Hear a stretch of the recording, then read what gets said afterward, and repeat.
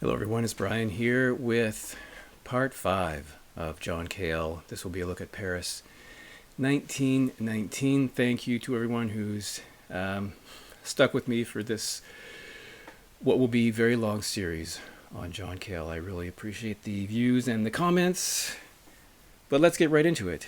So Paris 1919 was released in 1973. Now, I've read two different dates for this record. One is February 28th, one is March 1st.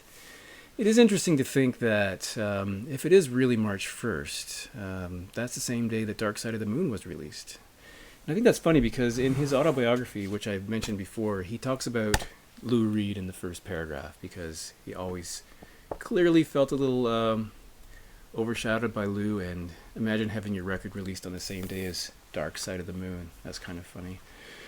By the way, I was watching a Vinyl Martini video. That's Jack, and he recently showed a copy of this record. I was happy to see that. He had a beautiful looking UK import, I believe. So that's awesome. And so let's get into this. And as I said, 1973.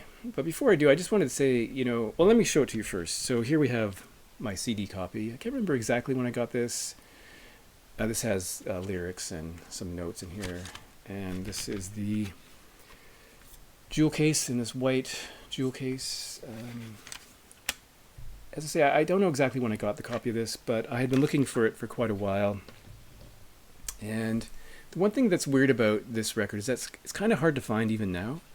So I always look in the John Cale section in whatever record store I'm in, and I never see it. Even CDs are hard to find. You can find them online, of course, and they tend to be a bit pricey, but it is a hard record to find. I think the last time it was pressed on vinyl was 2007, and I think it's in need of another pressing. I mean, it's long overdue. So here's a vinyl copy. Mine has a little bit of a corner bend there, but it's in good shape. And yeah, I mean, before I get into the record, I just wanted to say again, like I keep thinking about how underappreciated John Cale is. And when you think of his career at this time, he had recently departed from the Velvet Underground. And I have this feeling that in the future, when people look back on John Cale, they will reference the Velvet Underground and maybe downplay or not mention very much of his other activities, which I think is a bit of a shame and a bit sad. After the Velvet Underground, as I mentioned before, in addition to doing, this is his third solo record, but fourth overall if you count the collaboration he did with Terry Riley. He produced the first record from the Stooges. He co-produced the Modern Lovers record. He, by this point, had produced 2 records from Nico. He appeared on Nick Drake's second record. He produced some records from Jennifer Warren's. And there are other things, too. That's just the highlights. He would go on to produce more Nico. He produced Patti Smith, of course. But I think that his legacy may well be confined to the Velvet Underground, which I think is a bit sad.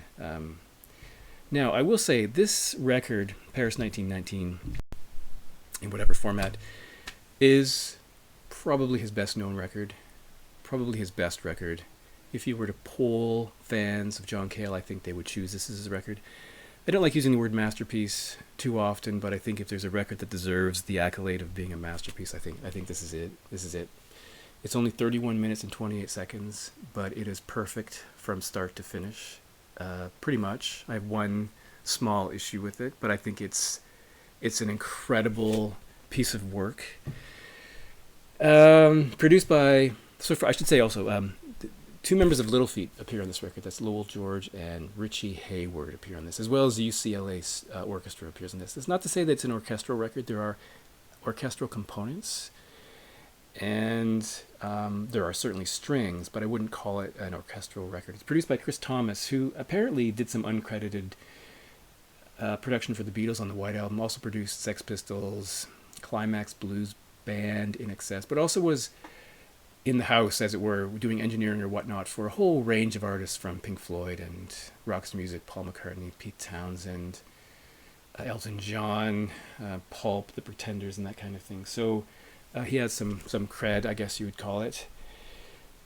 Now, I would say that this record it's obviously quite different from the Velvet Underground. It doesn't have any of that abrasive sound. It pretty much is the opposite in terms of its production. It's very lush. It's very smooth. Has orchestral moments. It's pop. It's accessible. Maybe the most accessible John Cale record is Paris 1919. It's lyrically dense, but a bit surrealistic. It's hard to make sense of it. Very poetic, and at the same time, sort of hard to figure out. It sounds nothing like the record that came before it in most cases. I mean, there's a bit of the string component, maybe. That's the Academy in Peril. It sounds nothing like the record that came after it, which is Fear. So it's in that. It's not really a transitional record either. It's quite on its own. It's kind of like its own thing in between those two records, which is something to think about. And when he made this record, he has a kind of a is known for just walking into a studio with nothing prepared. But in this case, he actually had lyrics. He had the music worked out, so he knew what he wanted to do, as opposed to some later records where he just and maybe earlier records where he just walked in and kind of saw what happened. So I say probably it's very melodious, orchestral, lush, is maybe his most successful record. It's probably his best vocal performance on any record. His voice is in great form here. So just carefully crafted, in many cases mellow songs with really obscure lyrics. Possibly his most beautiful record. I think it's just that good. I've read someone say it was stunning, rich, resonant. I do have a couple notes here, of course. Now the title refers to the Treaty of Versailles in 1919, sometimes known as the Paris Peace Conference, and of course that was the final thing that ended World War I. Someone rang the doorbell, but I'm back, and I was saying something about the Treaty of Versailles formally ending World War I. And I'm not a history student. I mean, I used to be. I'm not anymore. But there's been a lot of discussion about how that treaty impacted 20th century Europe. You could make a case that that treaty maybe led to the rise of Hitler and fascism in Germany. But it's something interesting to think about. In fact, I didn't do a lot of looking back at this book when I looked at the other records he had released, but I did remember something he wrote in here about Paris 1919, and he said, Paris 1919 was an example of the nicest ways of saying something really ugly. So I think that's really interesting because there were a lot of issues with that treaty, and it maybe had unintended consequences. Now, this record references a lot of interesting things. For example, Shakespeare through a track called Macbeth. He talks about Graham Greene. There's a lot of people mentioned that people may or may not know, like Enoch Powell, Will Rogers, but a different Will Rogers. He mentions a field marshal, people by name Martha, farmers, somebody called Amanda, without saying who they are. Various geographical places are mentioned, like Barbary, Sebastopol, Adrianopolis, Segovia, Andalusia, things like that are mentioned. There's also pretty clear that there's at least sort of references to wars and battles and maybe even exploration. So it's kind of an interesting thing. So I'm not really going to go through every track individually, but I will go through them and say something. Well, I will say something about them, not in depth, I guess, because that would make this video really long. But I think in summary, I would say the lyrics are difficult and dense, poetic, yet maybe a little bit confusing. It starts with a track called Child's Christmas in Wales, which is the title of a Dylan Thomas short story from the 50s. And, John Cale is from Wales, and maybe there's some autobiographical component to that song. But again, it's one of those things where the lyrics are really sort of enigmatic. So the opening is, with mistletoe and candle green, to Halloween we go.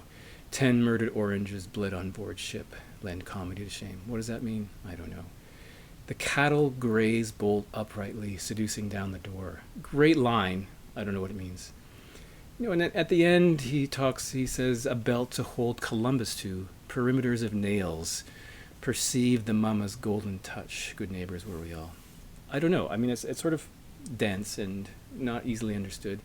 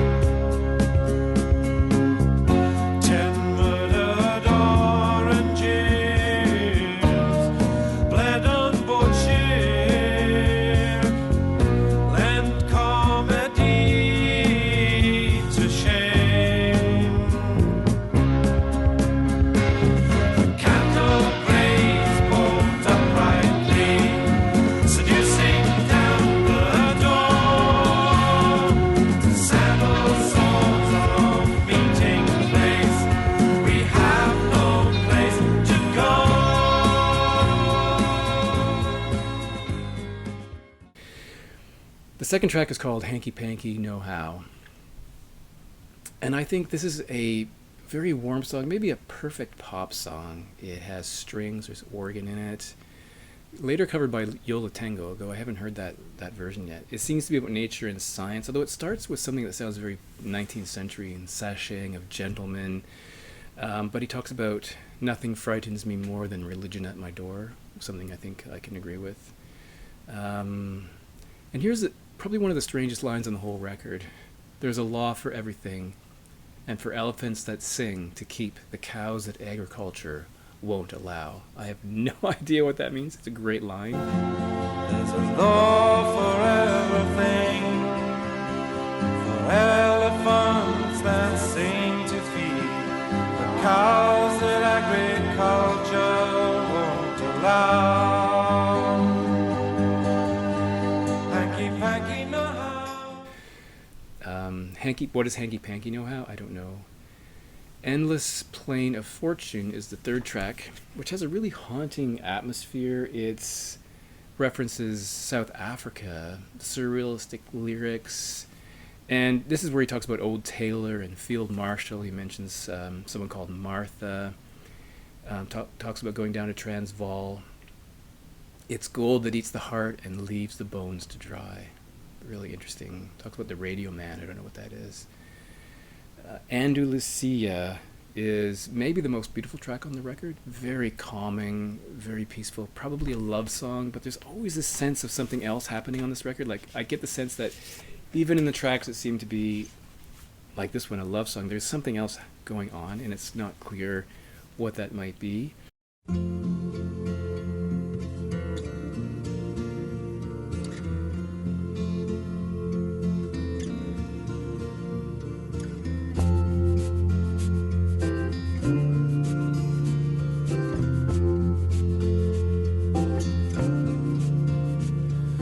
Andalusia, when can I see you?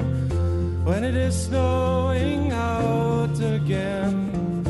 Farmer John wants you louder and softer, closer and nearer than again. Needing you,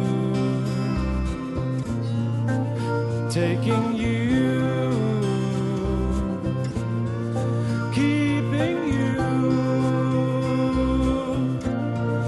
leaving you in a year and a day, to be sure that your face doesn't alter, your words never falter.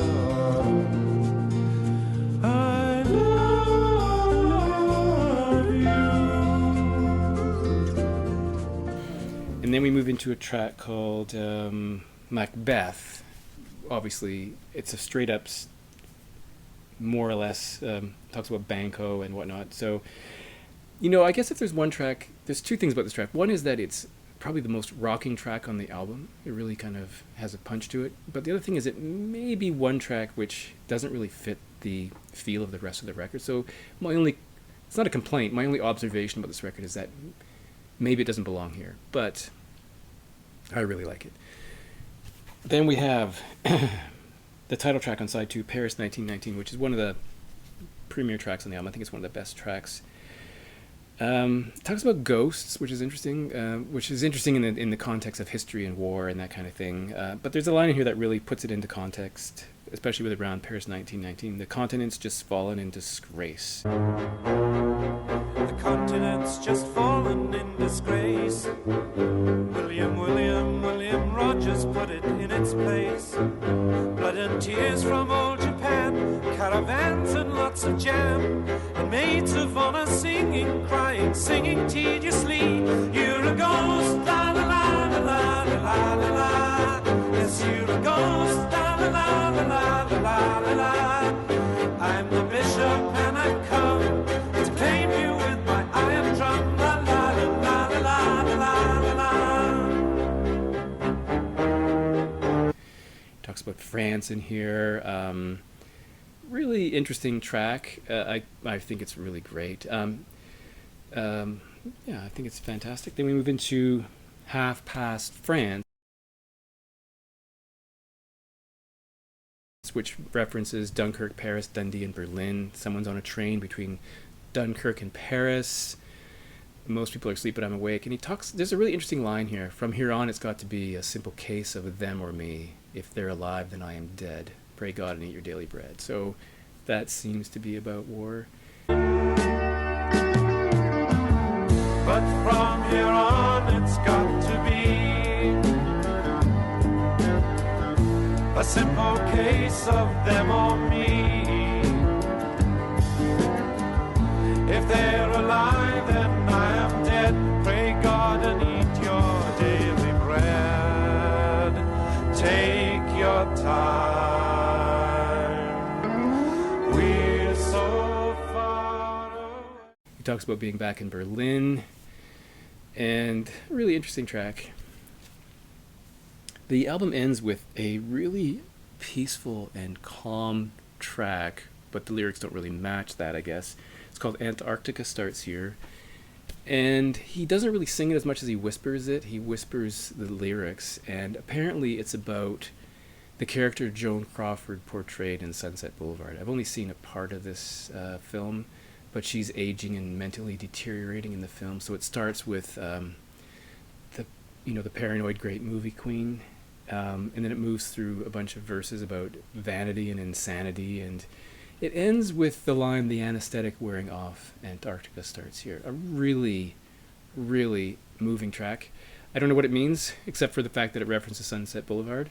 He later redid that version for a soundtrack later down the road. So, as I said at the beginning, I think this is a brilliant record. I think it's a masterpiece. In my ranking scale, this is essential, and I think essential for John Cale fans, or someone who's interested in John Cale, but I think essential for anyone who's interested in 1970s music. Anyone who liked the Velvet Underground should hear this record, I think, because it just shows you where he went after he left Velvet Underground. I think it's really, really a powerful record. I think it's one of my, it's hard to say, what are my top 10 records, but I think this would be among my top 10 favorite records of all time. I think it's really excellent.